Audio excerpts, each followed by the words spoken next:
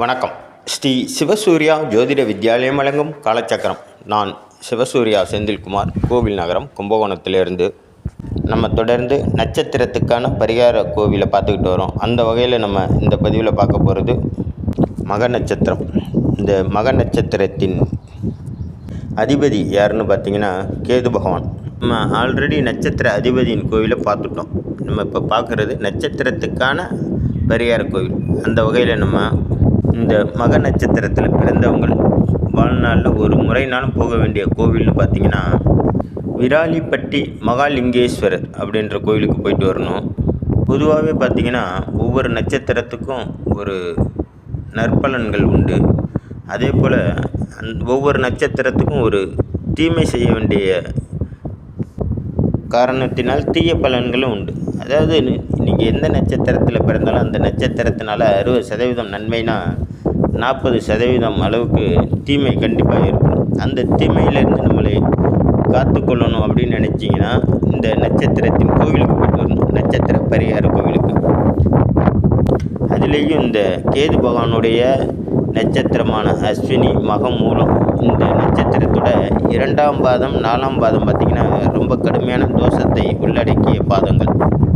அவையினால் வாழ்நாளில் ஒரு முறைனாலும் இந்த கோயிலுக்கு போய்ட்டு வாங்க. அதிலும் உங்களுக்கு கேது பகவானுடைய திசை உங்களோட குழந்தை பருவத்திலே போயிருக்கும். ஏன்னா அது 7 வருஷம் அப்படிங்கிறனால நீங்கள் குழந்தையாக இருக்கும்போது போயிருக்கும்.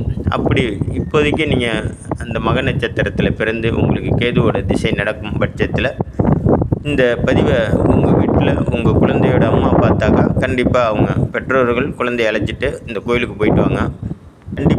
கண்டிப்பாக கேது திசை நடக்கும்போது போகிறது ரொம்ப நல்ல விஷயம்.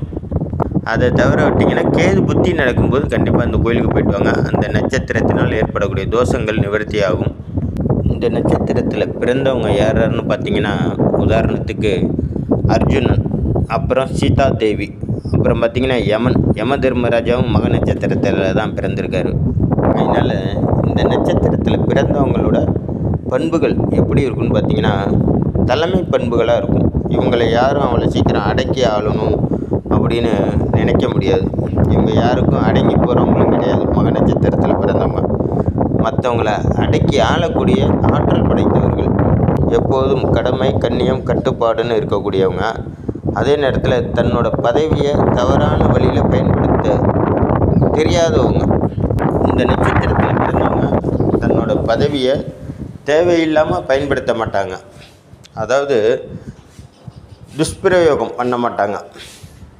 உங்களுடைய திசாபுத்தினால் ஏற்படக்கூடிய பிரச்சனைகள்லேருந்து உங்களை காத்துக்கணும் அப்படின்னு நினச்சிங்கன்னா கண்டிப்பாக இந்த கோயிலுக்கு ஒரு முறை போயிட்டு வாங்க, நல்லதே நடக்கும். கோவில் தோற்றம் மற்றும் இருப்பிடம் ஸ்க்ரீனில் வரும், பார்த்து தவறாமல் போயிட்டு வாங்க. நன்றி, வணக்கம். நல்லதே நடக்கும். வாழ்க வளமுடன்.